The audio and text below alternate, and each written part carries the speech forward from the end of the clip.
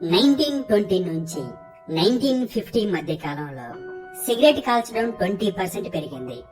దాంతో కొంతమంది సైంటిస్టులు స్మోక్ చేయడం వల్ల క్యాన్సర్ వస్తుందని హెచ్చరించారు.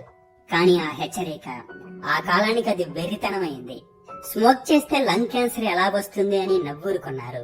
కానీ జనాల కంటే ముందుగా సిగరెట్ కంపెనీ వాళ్ళు ఏమైనా ప్రూఫ్స్ ఉంటే చూపించండి, ఇలాంటి చెత్తవాగుడు వాగొద్దని వికటాహాసం చేశారు. దాంతో 1950 మధ్య కాలంలో చుంచెలుకల మీద ఒక ప్రయోగం చేశారు. సిగరెట్ పొగ నుంచి టార్ ని కలెక్ట్ చేసి ఎలుకల మీద పోశారు. ఆ తర్వాత వాటి మీద ట్యూమర్స్ లేచాయి, అంటే పుట్టుకురుపులు పుట్టుకొచ్చాయి. కానీ ఒక ఫేమస్ రైటర్ చాలా అంటే చాలా మూర్ఖంగా ఎంతమంది స్మోక్ చేసే వాళ్ళు సిగరెట్ టార్ ని కలెక్ట్ చేసి తమ వెన్నుకు పూసుకుంటారు అని ఫోర్బ్స్ పత్రికలో అన్నాడు. ఆ మూర్ఖ వ్యంగ్యానికి కొంతమంది నవ్వితే మరికొంత జనం మాత్రం ఆ ప్రయోగానికి కొంత భయపడ్డారు. దాంతో 1950 తర్వాత యూకే యుఎస్ఏలో స్మోక్ చేసేవారి సంఖ్య కొంచెం తగ్గింది. దాంతో సిగరెట్ కంపెనీ వాళ్ళే కొంత మనీ కలెక్ట్ చేసి టొబాకో ఇండస్ట్రీ రీసెర్చ్ కమిటీ అనే ఒక సైంటిఫిక్ ప్యానెల్ పెట్టించారు. అంటే వాళ్ళ చావు వాళ్లే కొని తెచ్చుకున్నారన్నమాట. కానీ ఒక పక్క నుంచి సైంటిస్టులు సిగరెట్ వల్ల క్యాన్సర్ ఎందుకు వస్తుందో ఖచ్చితంగా చెప్పలేకపోయారు. బట్ జనాల్లో కొంత ఆందోళన అలానే ఉంది. ఆ ఆందోళన తీసేయడానికి సిగరెట్ కంపెనీ వాళ్ళు కొత్త రకం సిగరెట్స్ ని ప్రవేశపెట్టారు. అవే ఫిల్టర్ సిగరెట్స్. మా సిగరెట్స్ ఇప్పుడు మరింత సేఫ్టీ గలవని, ప్రజల ఆరోగ్యానికి డోకలేదని చెప్పారు. దాంతో జనాలు విచ్చలవిడిగా కాల్చడం మళ్లీ పెరిగింది. అలాగే ఇదే టైంలో సిగరెట్స్ కంపెనీ వాళ్ళ ప్రైస్ కూడా పెంచారు. కానీ అసలు విషయం ఏంటంటే సిగరెట్ చివరి భాగంలో కాషాయం కలర్ లో ఉండే ఫిల్టర్ లో తారుని నికోటిన్ ని తీసివేయలేదు. అలా చేస్తే ఫిల్టర్ వల్ల సిగరెట్ రుచి తగ్గుతుంది. కాబట్టి ఫిల్టర్ లో ఇంకా ఘాటైన పొగాకు పెట్టాల్సి వచ్చింది. పాపం ఈ విషయం చాలా మంది పోటుగాళ్ళకి తెలియక ఇంకా ఎక్కువ తాగడం మొదలు పెట్టారు. అలాగే అదే టైంలో స్మోక్ చేసే వారికే కాదు, దాన్ని పీల్చే వారికి కూడా లంగ్ క్యాన్సర్ వస్తుందన్నారు. కానీ ఖచ్చితమైన ప్రూఫ్స్ లేవు. ఎందుకంటే ఒక పనిని చాలా మంది చేస్తున్నారు, అందులో కొందరు మాత్రమే దాని కారణంగా చస్తున్నారు.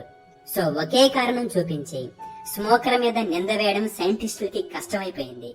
ఆ తర్వాత 1973లో అమెరికాలోని క్యాన్సర్ సొసైటీలోని బోర్డు మెంబర్ లో ఒక మెంబర్ గా ఒక పొగాకు బడా వ్యాపారి ఉండేవాడు. మీరు నమ్మరు, అతను నేచర్ న్యూస్ పేపర్ లో ఏమని చెప్పాడంటే గర్భిణీ స్త్రీలు స్మోక్ చేయడం వల్ల మానసికమైన ఒత్తిడి తగ్గుతుంది అని ప్రకటించాడు. ఇలా వ్యాపారుల ఉచ్చులో సగటు జనం ఇరుక్కుని ఊపిరాడక దగ్గి చచ్చిపోయారు. కానీ సైన్స్ ఒక పక్క నుంచి సరైన ఆధారాలతో సహా ప్రజల్ని హెచ్చరిస్తూనే వస్తుంది. దానికి ప్రతిఫలంగా 1950 అమెరికాలో 80% మంది మగవాళ్ళు స్మోక్ చేసే వాళ్ళు ఉంటే ఇప్పుడు ఆ పర్సంటేజ్ 18% పడిపోయింది. కానీ ప్రపంచమంతటా దారిద్ర్య రేఖకు దిగువ ఉన్నవారు సుమారు 3వ వంతు ఇంకా పొగ తాగుతూనే ఉన్నారు. మొత్తం మరణాలలో 5వ వంతు స్మోక్ చేయడం వల్లే ఉంది. అయితే స్మోక్ చేసే వారికి గుడ్ న్యూస్ ఏంటంటే మీరు త్వరగా చావచ్చు. బరువు బాధ్యతలు, స్కూల్ ఫీజులు, మనుషులాడే కపట నాటకాలకి మీరు ఫుల్ స్టాప్ పెట్టొచ్చు. అలాగే మీ వైఫ్ ని సుఖపెట్టి మీ క్యాలరీస్ బర్న్ చేయాల్సిన అవసరం లేదు, అది పక్కోడు చేస్తాడు. ఎందుకంటే మీ మగతనం అప్పటికే మరుగయ్యా. సో చివరిగా చెప్పేది ఏంటంటే నిశ్శబ్దంగా, లయబద్ధంగా, నిద్రలోనూ మెలకువలోనూ ఆలోచన అస్సలు అందకుండా ప్రతినిత్యం మీరు లోనికి బయటకు 25,000 సార్లు ఊపిరి పీలుస్తూ ఉంటారు, వదులుతూ ఉంటారు. అలాగే మనం 12,500 లీటర్ల గాలిని ప్రాసెస్ చేస్తాం. ఇదంతా మీ శరీరం, చురుకుదనం, ఆరోగ్యం మీద ఆధారపడి ఉంటుంది. బట్ మీరు దాన్ని స్మోక్ చేసి నాశనం చేస్తున్నారు. మీకు విషయం చెప్పనా? మీరు కొంతసేపు ఊపిరి బిగబట్టండి, ఆ తర్వాత వదిలేయండి. వెంటనే మీరు చేసే పనేంటో తెలుసా? గాలిని పీల్చడం కాదు, లంగ్స్ లో ఉన్న CO2ను బయటకు వదలడం. ఎందుకంటే మన లంగ్స్ అంతసేపు CO2ను భరించలేవు కాబట్టి దాన్ని వదిలిన తర్వాతే తాజా గాలిని పీలుస్తాం. సో ఒక్క 10 సెకండ్స్ ముక్కు మూసుకుంటేనే CO2ను అంత వదులుతుంది. ఇక స్మోక్ చేస్తే ఎంత వదలాలి? అందుకే ఆ కెపాసిటీ లంగ్స్ కి లేక వాడి ప్రాణం వదులుతుంది. How to get rid of smoking habit అనే ఒక బుక్ ఉంది. ఇది మీ స్మోకింగ్ వ్యసనాన్ని ఎలా వదులుకోవాలో చెబుతుంది. మనిషి అనేవాడు అలవాటికి బానిస. సో ఆ బానిసత్వం నుంచి ఈ బుక్ మిమ్మల్ని కాపాడుతుంది. ఇప్పుడు ఈ బుక్ పోడ్కాస్ట్ రూపంలో కుకు FM లో అవైలబుల్ గా ఉంది. ఒకసారి వినడానికి ట్రై చేయండి.